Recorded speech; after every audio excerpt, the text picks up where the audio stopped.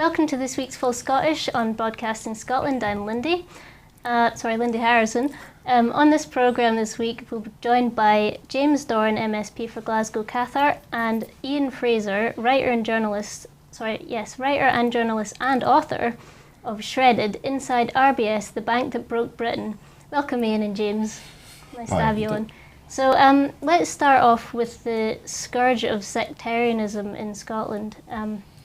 We had an Orange Walk planned to take place in Glasgow yesterday that was cancelled following the shocking violence which occurred during the previous Orange Walk when thugs attacked a parish priest from in front of St Alphonsus Church in Glasgow, Glasgow's London Road. James, you're known for campaigning against sectarianism. Would you like to kick the discussion off? Sure. I mean, I was delighted to see that after discussions between the local authority and the Orange Order that the decision had been made to cancel this Orange Walk. I think it would have been insensitive, to say the least, for it to go ahead. It does display two things. One is that there is clearly an issue, either with members or with followers of the Orange Order in terms of the behaviour outside chapels and other places of worship. And the other thing is that it's clear that, hopefully with discussion, but it's clear that there are things that local authorities can do to curtail this, because the Glasgow City Council has quite rightly said that if the Orange Order didn't come to the agreement with them, then they would take action to make sure that that march hadn't gone ahead.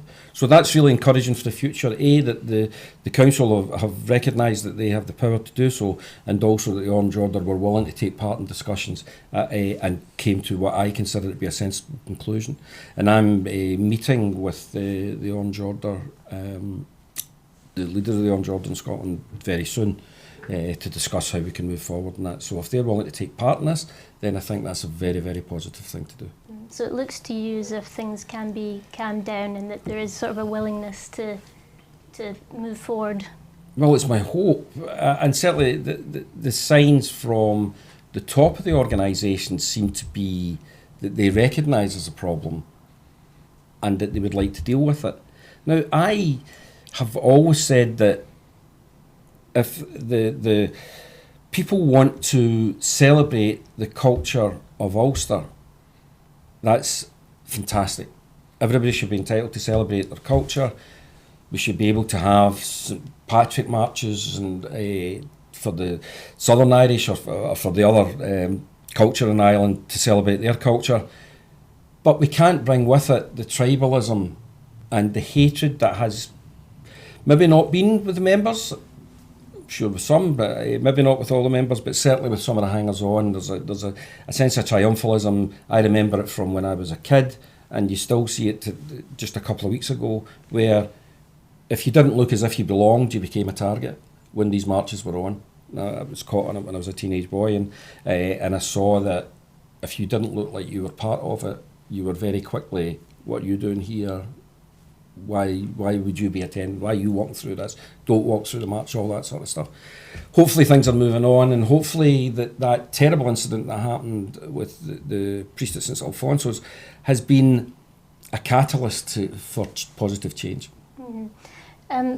What I was going to ask was, what do you think was actually the cause of the recent problems? Do you think it was just something quite spontaneous, or do you think it was maybe something that was bubbling under for a while? I have a concern that things that have happened recently, particularly around about the Brexit time, has brought out the nasty side of a kind of British nationalism, if you like.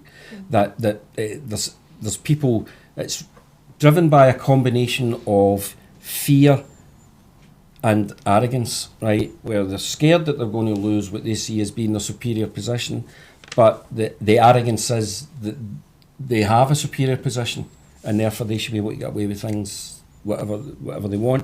And this is, I'm not saying this happens, it's happening all over, but incidents like this, and we see other events where people are racist in a way, blatantly racist in a way that they haven't been before. You know, where it's kind of racism had been one of these things that still happened, but didn't happen in such a public way as sometimes it seems as if it's happening now.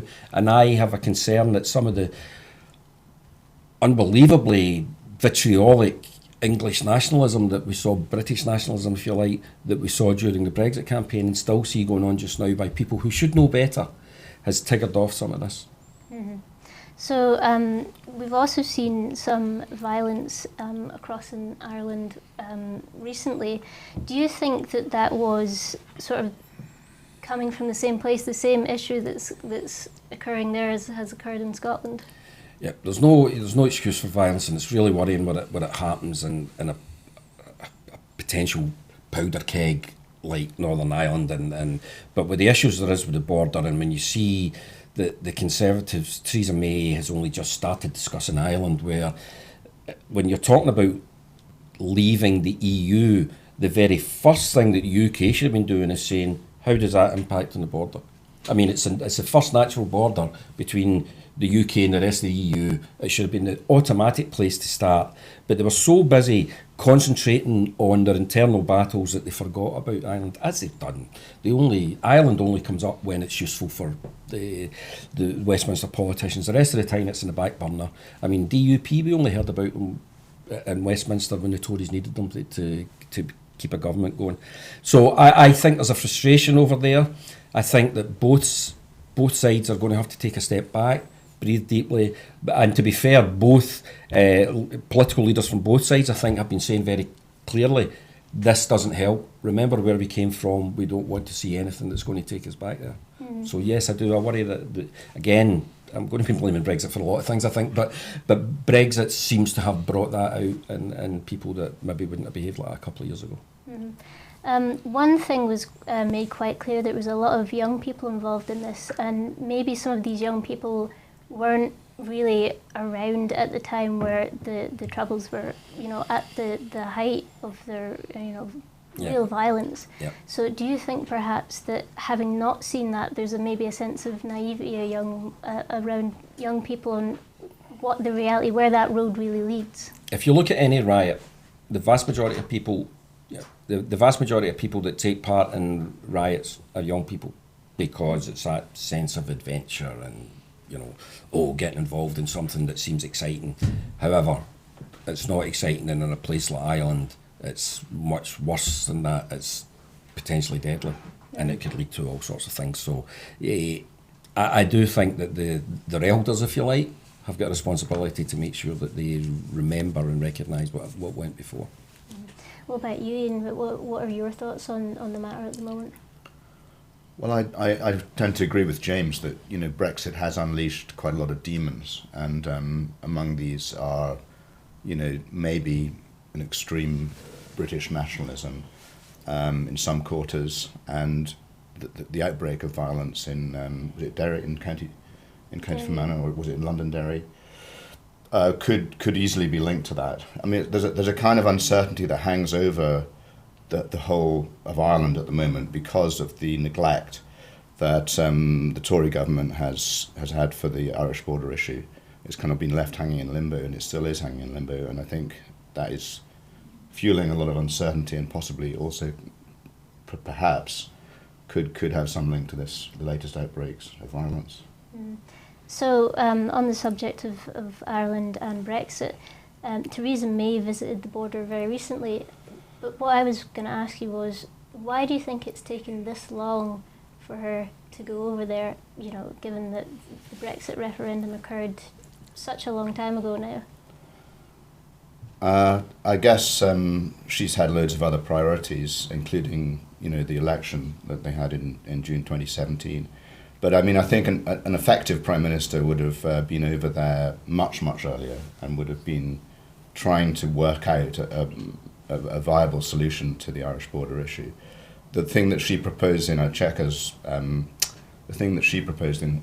a Chequers white paper, is not going to be acceptable to the EU. So I don't even know why she's bothering to propose it, to be honest. Mm-hmm. So would you agree that the Irish people have been the priority in the discussions around the Irish border so far, or do you think that they've sort of been left to the wayside at the moment? It seems to me that it's been a complete afterthought. Like, it hasn't been a priority. There's been loads of other issues which have been more of a priority, including trade and the payment to the EU and the ability of EU citizens to remain in the UK after Brexit. So it always seems to be something that the Tories have put on the back burner, and I think they're now potentially paying the price for that. May isn't the most engaging of leaders, and I don't think she probably doesn't really fully understand the issues that Ireland faces. The problem, I think, is that I agree with Ian there that she doesn't understand the issues, but the problem I think she faces is that nobody else in our government does either. You know, we have some people in that government that still seem to think that Northern Ireland, that the island of Ireland, is a colony that will do what Westminster wants them to do. And we've had some ridiculous comments such as, well, the problem's easy to solve, Ireland should just leave the EU when we do. And that just solves, and you're thinking, this is 2018, you know, those years are long gone.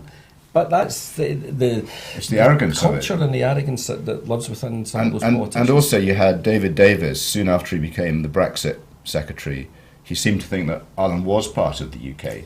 You know, he implied that there was an internal border, i.e. he felt that Ireland was almost part of the UK anyway. Exactly. So it's the same kind of rather neo-colonial mindset.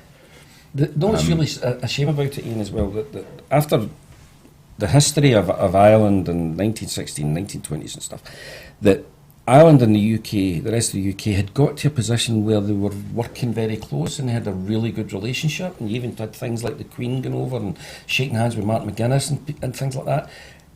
This is endangering blowing up, that's an unfortunate phrase to use and I didn't mean to, but you know, destroying all that goodwill and all that good work that took decades and decades to put together. And it's, again, Brexit started because of an internal party feud, and it's continuing and destroying relationships all over the place because of an internal party feud, and that's why they haven't paid any attention to Ireland, because they're too busy paying attention to who's trying to stab each other in the back to get a position. Mm-hmm. So recently, Dominic Raab met Michel Barnier. So let's take a look at the press conference with Dominic Raab and Michel Barnier.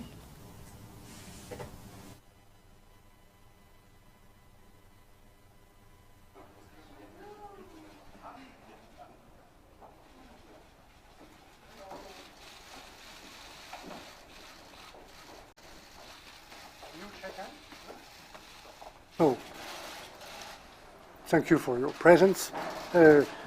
I'm very happy to welcome the Secretary of State to the Commission. Dominic, it's a pleasure to meet you. We have a lot of work to do with our teams. There are, 13 weeks left before the October European Council. During this short time, we have two things to do. We must finalize the withdrawal agreement, and we are not yet there, this document. We must also prepare a political declaration on our future relationship. On the withdrawal agreement, it is a matter of urgency to agree on a legally operative backstop for Ireland and Northern Ireland. We need an all-weather insurance policy. On the future relationship, the EU proposed in March an unprecedented partnership, not only on economics and trade, where we want an ambitious free trade agreement that respects the integrity of the single market, but also on internal and external security, where a close partnership between us is more important than ever, given the geopolitical context. Our challenge will be to find common ground between the fundamental principles that define the EU and the UK positions. That's all for now. More is to come. Stay tuned. I will see you again tomorrow after the General Affairs Council. Thank you very much. So, Dominique, now to you. Well, Michel, thank you very much. And can I also thank your team for the excellent work they've done up until this point. We've made a lot of progress in the withdrawal agreement, particularly on citizens' rights, both UK citizens here on the continent, but also EU citizens in the UK, and indeed on the implementation period. There are still gaps that we need to fill, but we've taken stock and made some really good progress, and I look forward to making more progress today. It is also now vital that we make progress on the establishment of a framework for our future partnership. I come out today to discuss in the detailed proposals that we've got in our white paper that you will have seen, and I'm looking forward to, with renewed energy, vigour and vim, looking at the detail of all of this. As Michel has told us, the clock is ticking, and so I'm looking forward to intensifying, heating up the negotiations and making sure we're in the best position to get the best deal. Thank you very much. We will see you tomorrow. Goodbye, thank you.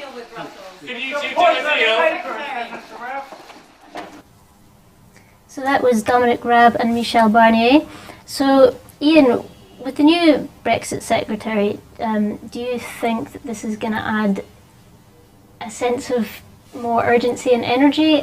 Do you think that we're going to get any closer to an agreement, and particularly around the Irish border question as well, which was mentioned there?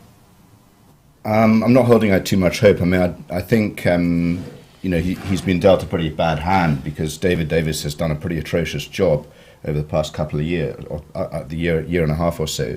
I don't envy him having to perform that role, but I do think he's being incredibly naive. When in the interview with today's Sunday Telegraph, he says that if there's no trade deal, we will not give the EU the 39 billion divorce settlement.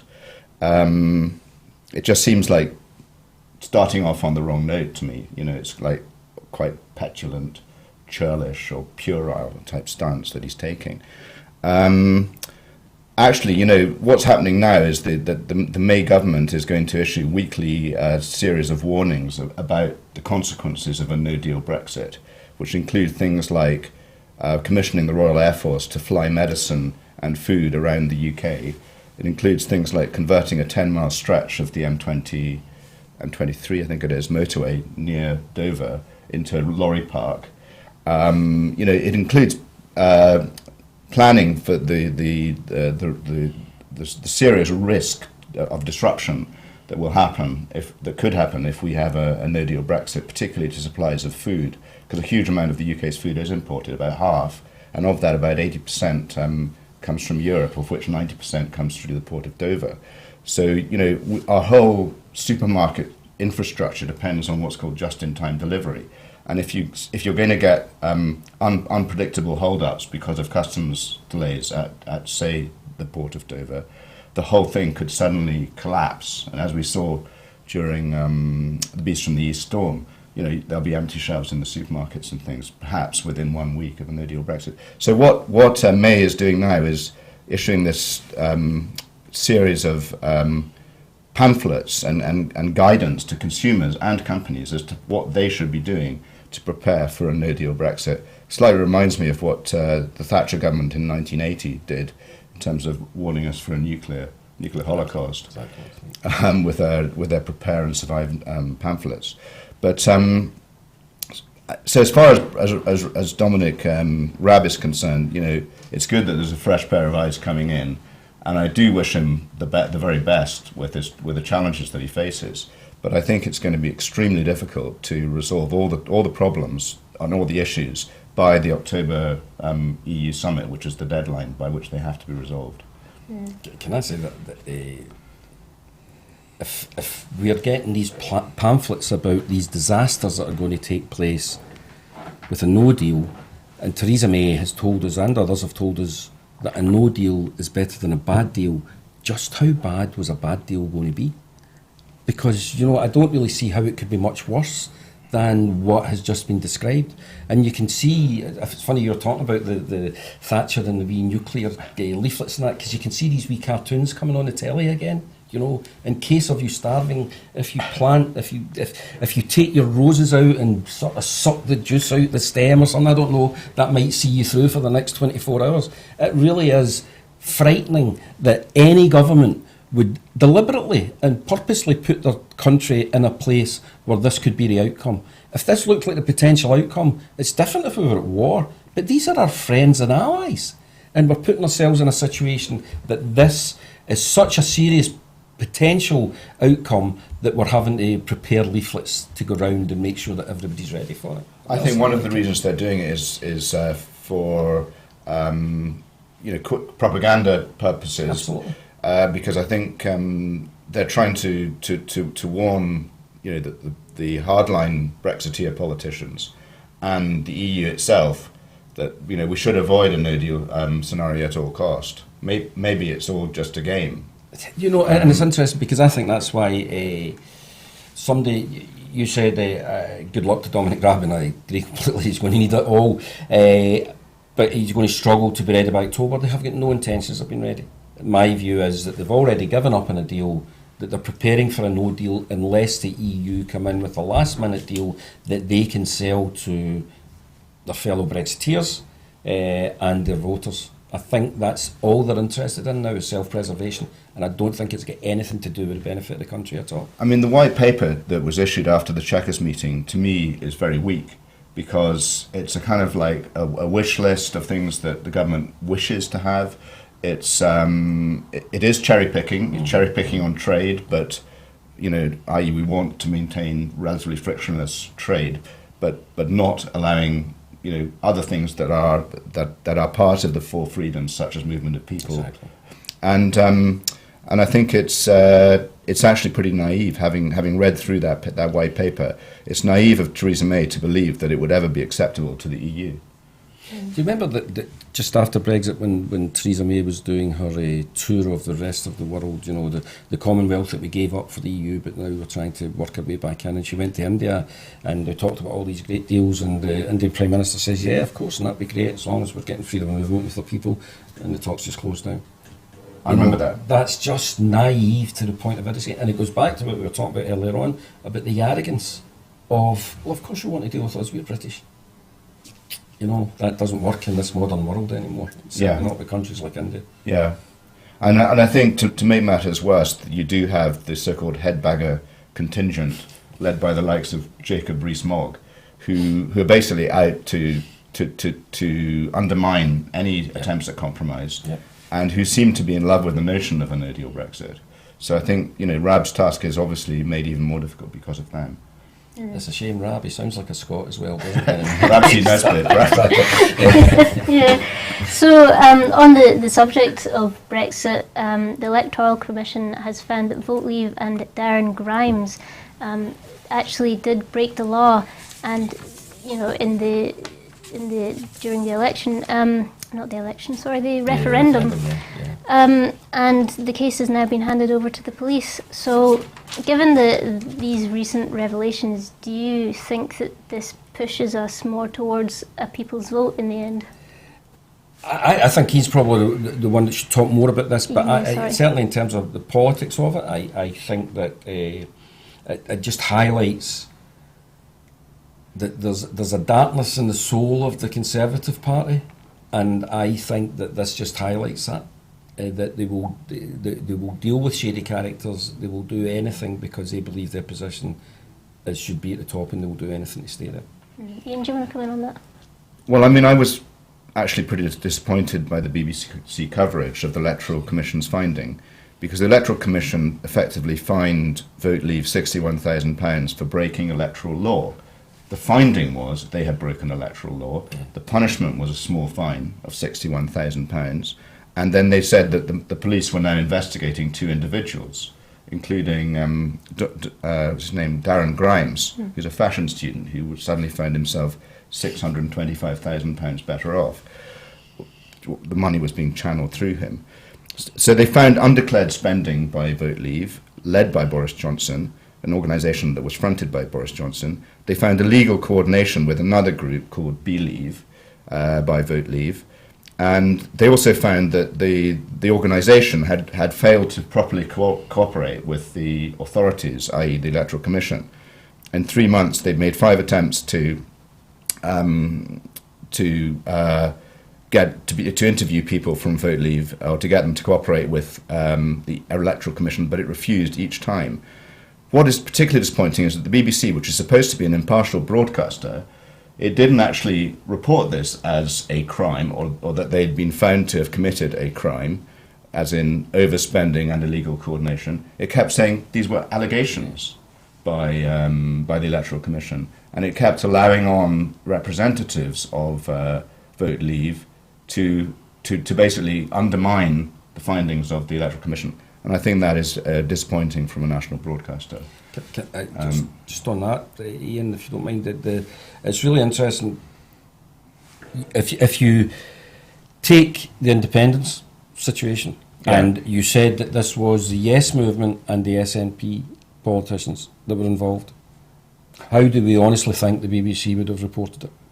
It would not have been, there's been allegations made against the Yes movement, it would not have been, there's been allegations against SNP politicians, it would have been Yes movement, Nicola Sturgeon have been found guilty of. Yeah. And I grew up with a great respect for the BBC, still love some of the programmes they do, but every single week they're chipping away at that reputation that they ever had for fairness. Well, there's a lot of people who are pretty disappointed with them over this.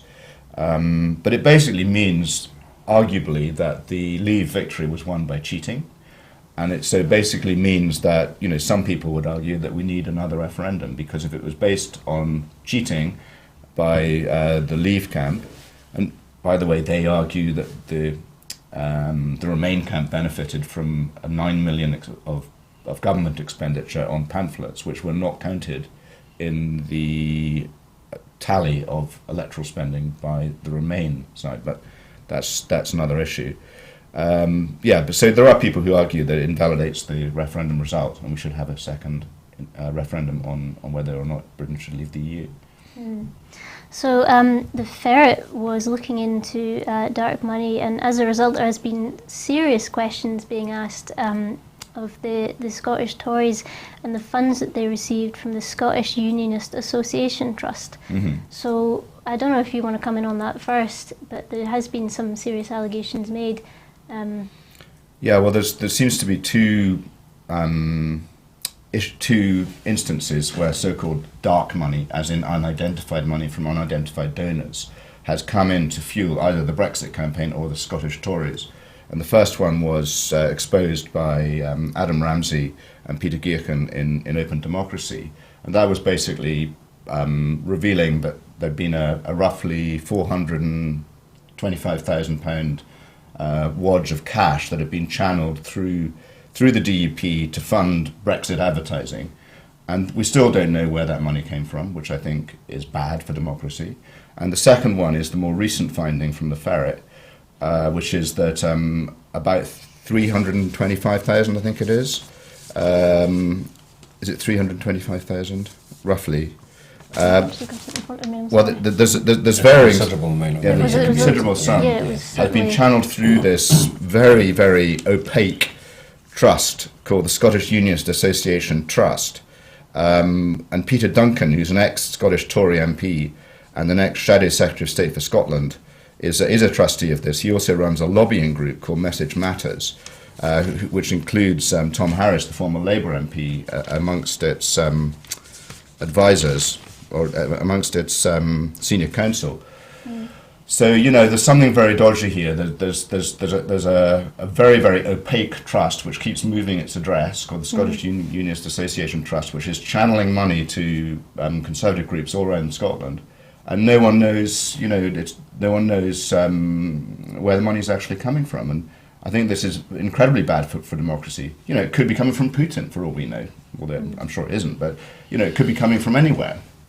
These days, I wouldn't be so sure. There seems to be some very strange bedfellows in international politics these days, which probably will take us on to something later on. But the dark money issue is quite scary. I mean, if you can usurp democracy in such a way as this, I mean, we have to abide, as a candidate and on numerous occasions, we have to abide very, very carefully by expenditure rules, and it looks like they don't need to. What they can do is they can get away with putting in hundreds of thousands of pounds, targeting it to those that either they think need shored up or they think might be able to win a seat, and nothing gets done about it. £61,000, as you quite rightly say, they've been found guilty. Mm-hmm. So there should be a price to pay for that, £61,000, at least as a penalty, but it doesn't seem enough for usurping democracy. And the whole argument about, well, yeah, we might have cheated, but so might the Remain side. Well, if both sides have cheated, then maybe what we should do is we should get the referee in and we should just have another game, because that's clearly not, clearly then hasn't been a fair and reasonable result if there's been cheating going on all over the place. Mm-hmm. It's concerning for the future of Scottish democracy. It would be really interesting, because I know that Ruth Davidson has had close relationships, working relationships with Richard Cook, who's been at the centre of all this, who was a candidate once in my constituency of Cathcart.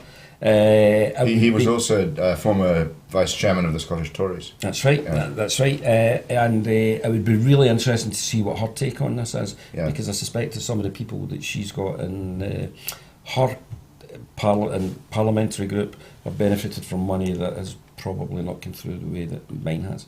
Well, as far as I'm concerned, it seriously taints the whole Tory brand. If they're going to be, if they're going to fail to be transparent on who's backing them, they're going to lose credibility with at least some of their supporters. Yeah. Mm. So with all the cheating, the dark money, do you think, as it stands, the Electoral Commission and the laws currently surrounding all of this are fit for purpose? I have had some dealings with the Electoral Commission before, in terms of, I complained about an opponent of mine back in 2007, and he was getting money through, not at anything like the scale, right, but he was getting money through somebody who didn't stay in these islands and it was above the limit. And they came back to me and said, yeah, we accept that's what happened, but it didn't make any difference to the result. So that's, to be fair, that's a shorthand version, but that's it, and I still have the letters. And I have less than complete faith in their ability to get to the bottom of these things, and when they do, to make what I think are the right answers to the questions. I mean, I think the UK suffers as a whole from very, very weak regulation. We do have, regulators to cover almost every area of business and human life, but some of them, in my experience, are basically quasi-captured by the industries they're supposed to be regulating. The ones in finance, which include the Financial Reporting Council and the Financial Conduct Authority, are notoriously close to the sectors they're supposed to be policing, which is banking, finance, insurance, asset management, etc. And their interests are not really in protecting consumers, which they ought to be, and it is one of their goals. Their interests are often in protecting the companies that operate in those sectors. And I do think the Electoral Commission is probably underfunded and is probably lacking in teeth, especially in the modern era when you're obviously getting more wide-scale abuse. There has been accusations that the Electoral Commission is not fit for purpose for the digital age, and that the laws simply just aren't covering what's going on the internet as well. Yeah, I think that's a key issue. The laws that cover general elections or referenda were probably devised many, many years ago, long before we had Facebook or Cambridge Analytica or anything like that. So they're just not they're probably very anachronistic in their approach and how they look at things. And in terms of the general public's faith in democracy, when they feel as if perhaps the rules aren't protecting whether it's their referendums, elections, do you think that this could take a serious knock on the public's perceptions? I think it already has. I don't think it's a coincidence that people don't vote in the numbers they used to. You need a couple of things happen, of course. One is that your faith in the process has been damaged, and that's what I think is coming out of this sort of stuff. But also you have to give them a reason to vote. And in too many elections, slightly different in Scotland, but certainly in the UK, in too many elections you were voting for Tweedledum or Tweedledee. Very little difference between the two parties. We're still seeing it just now, you know, where Labour are scared to vote against the Tory welfare reforms or austerity measures, if we're going to give them their correct name, because they don't want to be upsetting some of the people that they used to be. They would never have dreamt of trying to attract the people that now that they want to keep in this big bubble. So I think that in UK politics there's not enough between the parties, slightly different here. But certainly this undermines the whole process. If people think that it doesn't matter what I do, they're going to buy the election or buy the referendum, then... I mean, we're generally better than the US. I think the US, big corporations have effectively, you know, are much more able to give huge donations to political parties or to candidates, and therefore to basically, you know, buy influence once that party's in power. The party they've backed is in power. That does happen to an extent in the UK, but it's not quite as bad as it is in the US yet. So I think the fact we have limits on the amount that can be given to fund a particular campaign or a particular candidate or a particular side in a referendum is a very positive thing. But I do think if the regulator is basically going to be too feeble to really punish wrongdoing, then people will gradually lose faith in democracy. So would you say that at the moment the way that's carried out with these fines is perhaps seen by, you know, perpetrators as just the price of doing business? They get their own way in the end. Would you say that this is perhaps too much of a slap on the wrist? That's very much the attitude. I mean, sorry to go back to finance, but that's very much the attitude of a big bank which commits a crime or a fraud. You know, it can make so much money out of that alleged crime or alleged fraud. It's probably 1,000 times what the fine will be. So it just says, oh well, we'll just do it. You know, we'll pay the fine after it's like a slap on the knuckles, and carry on doing business as we were before. And so yeah, there is a danger that if the penalties are too weak, then that's the mindset you'll get. So we've just mentioned the sort of the money in the US as well.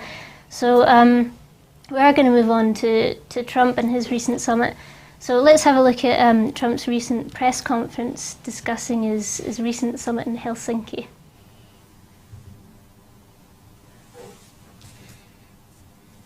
Most recently, I returned from Helsinki, Finland, and I was going to give a news conference over the next couple of days about the tremendous success, because as successful as NATO was, I think this was our most successful visit. And that had to do, as you know, with Russia. I met with Russian President Vladimir Putin in an attempt to tackle some of the most pressing issues facing humanity. We have never been in a worse relationship with Russia than we are as of a few days ago, and I think that's gotten substantially better. And I think it has the possibility of getting much better, and I used to talk about this during the campaign. Getting along with Russia would be a good thing. Getting along with China would be a good thing. Not a bad thing, a good thing. In fact, a very good thing.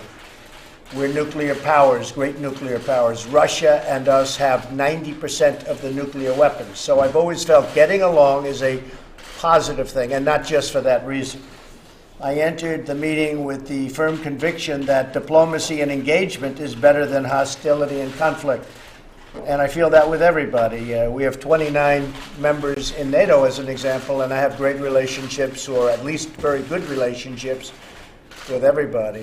The press covered it quite inaccurately. They said I insulted people. Well, if asking for people to pay up money that they are supposed to pay is insulting, maybe I did. But I can tell you, when I left, everybody was thrilled, and that's the way this was, too. My meeting with President Putin was really interesting in so many different ways, because we haven't had relationships with Russia for a long time. And we started. let me begin by saying that, once again, the full faith and support for America's intelligence agencies. I have a full faith in our intelligence agencies. Whoops, they just turned off the light. That must be the intelligence agencies. There it goes. Okay. You guys okay? Good. That was strange, but that's okay. So I'll begin by stating that I have full faith and support for America's great intelligence agencies, always had. And I have felt very strongly that while Russia's actions had no impact at all on the outcome of the election, let me be totally clear in saying that, and I've said this many times, I accept our intelligence community's conclusion that Russia's meddling in the 2016 election took place. Could be other people also. There's a lot of people out there. There was no collusion at all. And people have seen that, and they've seen that strongly. The House has already come out very strongly on that. A lot of people have come out strongly on that. I thought that I made myself very clear by having just reviewed the transcript. Now, I have to say, I came back and I said, what is going on? What's the big deal? So I got a transcript, I reviewed it. I actually went out and reviewed a clip of an answer that I gave. And I realized that there is a need for some clarification. It should have been obvious. I thought it would be obvious, but I would like to clarify just in case it wasn't. In a key sentence in my remarks, I said the word would instead of wouldn't. The sentence should have been, I don't see any reason why I wouldn't, or why it wouldn't be Russia. So, just to repeat it, I said the word would instead of wouldn't, and the sentence should have been, and I thought it would be maybe a little bit unclear on the transcript or unclear on the actual video. The sentence should have been, I don't see any reason why it wouldn't be Russia. Sort of a double negative. So you could put that in, and I think that probably clarifies things pretty good by itself. I have on numerous occasions noted our intelligence findings that Russians attempted to interfere in our elections. Unlike previous administrations, my administration has and will continue to move aggressively to repeal any efforts and repel. So that was Trump's recent press conference. So where does Trump's recent summit and that following press conference, where exactly does that leave us? Does anybody have any idea? Anybody, anywhere in the world, have any idea where it leaves us? I mean, it leaves us in a complete state of mystification. I've never, 65, I have never seen anything like the situation we're seeing just now. You know, we have a US president who seems to be subservient to the Russian leader, who treats him as if he's he's the boss, and it is really, really concerning for everybody. Because Trump's not a serious figure. He's in the most serious position in world politics, and he's not a serious figure. And the only people that are supporting him are the disenfranchised and the mad right-wingers. It's terrible, and the Tory government. Sorry, they may have been qualified in the first two comments, but it's hard to believe that we've got to a situation where every word that comes out of the President of the United States' mouth is not taken seriously. That that would and wouldn't and could and couldn't. That's just not a serious statesman at all. You know, everything that he has said should have been thought through, should have been checked with his advisors, and should have been very clear before he went on there and made statements. It's like bedtime with Bozo, except it's not Ronald Reagan, it's Donald Trump. Apparently, it was when he was flying back from Helsinki to Washington, D.C. on Air Force One, he realized there was a lot of negative coverage in the US media about his summit with Vladimir Putin, and questioning whether or not he had committed treason. Why was he siding with Putin over his own intelligence agencies regarding Russian meddling in the US presidential election? And he was fine with all that, because most of the media, as far as he's concerned, is fake news. Yeah, But yeah. when Fox News actually also, normally his ally, started to criticize Trump over the Putin summit, that's when he began to take note, and he was seriously concerned. So it's what forced him to do that press conference, whereby he claimed to have said, would not, rather, he claimed to have meant to have said would not rather than would. But overall, he comes across to me as a dangerous clown. The guy doesn't seem to have any real idea of what he's doing or what he's trying to achieve, other than he seems to be eager to dismantle the kind of global architecture that has kept the peace or kept a degree of stability since the end of World War II. He hates the UN, he hates the European Union,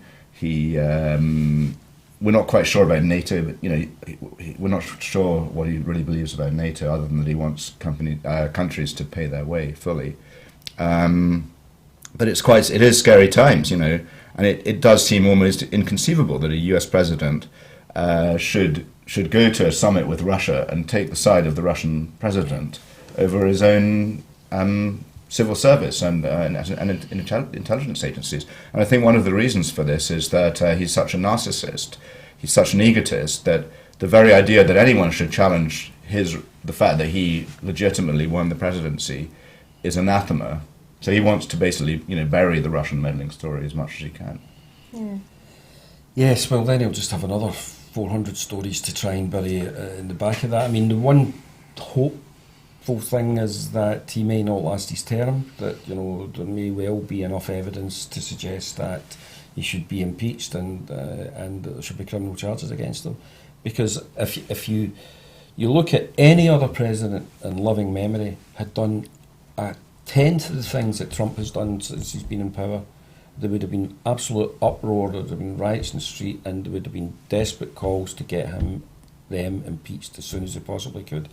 And for me, the big concern is that it's indicative of politics in the Western world just now, where you just need to get this figure who isn't a serious politician, give them a platform with lots of catchy slogans, and the people will vote for it. We saw it in Brexit, we see it with Trump clearly, but we also see it over here where we have people who should not be getting taken seriously at all. People like Jacob Rees-Mogg, who's the MP for the 18th century, coming on here and telling people who he has no time for how they should live their lives. He made a comment today or yesterday that we may not see the benefit of Brexit for 50 years. My grandkids will both be pensioners by then. And that's even under the Tory rule, where everybody keeps on getting older and older before they become a pensioner. That should not be getting taken. If a serious politician had said that in serious politics, then people would have said, well, whoa, if that's the case, then Brexit, we need to put an end to this right away. If you're really saying that, and you're one of the chief spokespeople for some strange reason for Brexit, then, we have to put a stop to this. And you've got Boris Johnson, who walks about like this bumbling fool from a PG Woodhouse series, and we're meant to take him seriously as well. Two self-publicists and Trump are destroying politics both in the UK and in the US. Very concerning, I think, for the future of politics. Mm.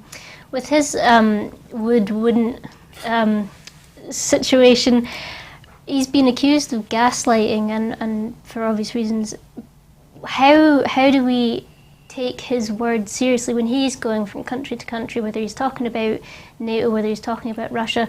How do we take seriously the words that are coming out of his mouth at that moment, and how do we then react to that situation? I don't think we can anymore. I think that the Montenegro thing, which arose after he got back from Helsinki, was particularly telling, because he was asked by a Fox News chat show or anchor, whatever you want to call it, about Montenegro, and he launched into this tirade about Montenegro, which has just joined NATO, being very aggressive country and very strong. And it's a tiny country. I think it's a population of about 300,000. Yes. And he clearly has absolutely no knowledge or understanding of what Montenegro is, but he was happy to launch out into this tirade about Montenegro. And then he implied that they would start World War III, which isn't really the height of diplomacy for a country which has just joined NATO. He's basically like a bull in a china shop. You know, he has very little understanding of geography or geopolitics or international affairs, and yet, you know, he's allowed to roam around the world talking absolute rubbish and tweeting absolute rubbish. And these are deeply concerning times. But the trouble is, if he was to be impeached, as you suggested, we'd get Mike Pence, who some say would be even worse. I mean, I don't actually know a huge amount about Pence. It was funny, I was going to say that as well. I was going to talk about that. Because in the US, the automatic response to a resignation or an impeachment or a death of a president is the vice president just takes over as a matter of course. And, you know, what would Pence actually be like? Yes.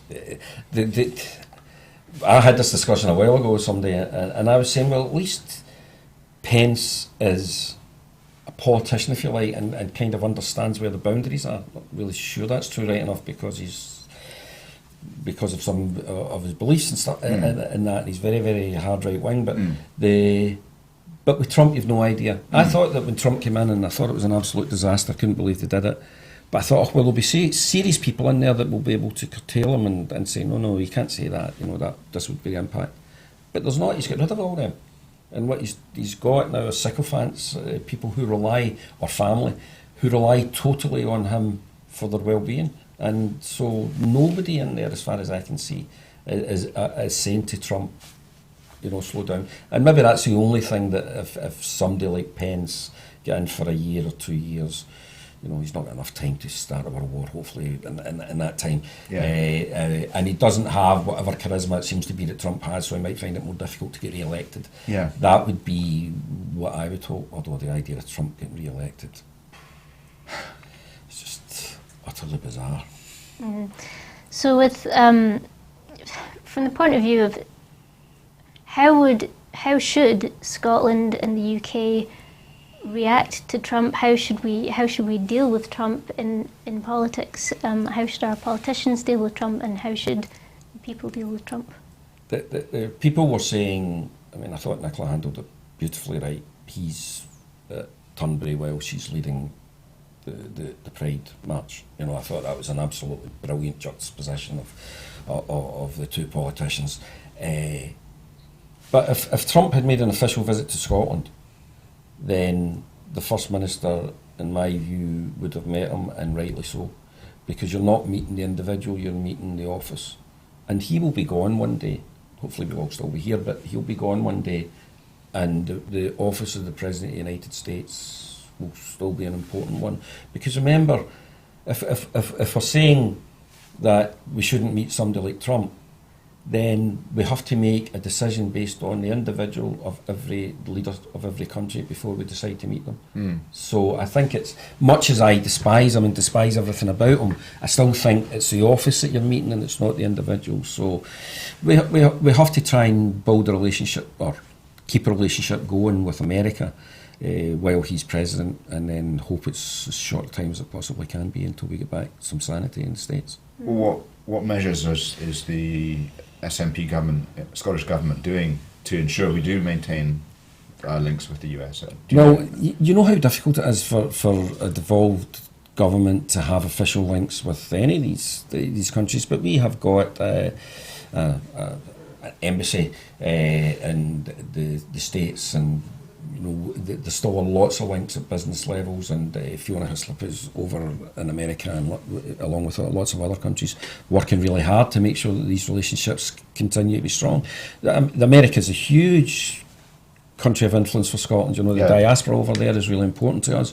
So I think that we have to keep on building that, and we have been doing it, and I think we'll continue to do it. And Scottish Enterprise presumably still trying to they're over there market Scotland as a base for US companies. Yeah. I mean, there's none of that is changing. If anything, we're still trying to grow. You saw in Tartan Day that they're over there, and the Keith was over as the cabinet secretary at the time, Keith Brown, and he had a lot of business contacts while they were over there. So there's still a lot of work getting done with the States, and none of that's stopping just because we have Bozo and the White House. So moving on to some good news regarding Clara Ponsonby. So the arrest warrant has been withdrawn for her. So what I was going to ask actually was basically where for her now? Where does this go for her now? Well, I'm certainly not the expert on this one, and I doubt that you are either, Ian, but... Well, I mean, I think she's still in jeopardy, as far as I can understand it. Like, she can't risk going outside Scotland, because she could still be... In theory, at least, she could still be arrested, and she can't set foot in Spain or Catalonia.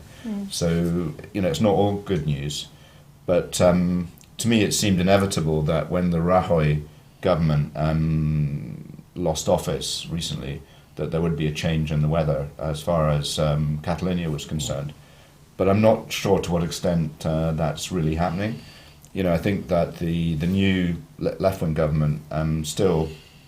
and I'm no expert on this, but I believe they are equal. They're no less eager to see Catalonia secede or allow a referendum, a legitimate referendum in Catalonia, than the right-wing government of Rajoy. Yeah, I think probably if there's a difference, it would be in I hope in the level of response that they would put to the Catalonians looking for that independence referendum. What we saw from Spain was just quite appalling, and 21st century Europe, it was just quite appalling.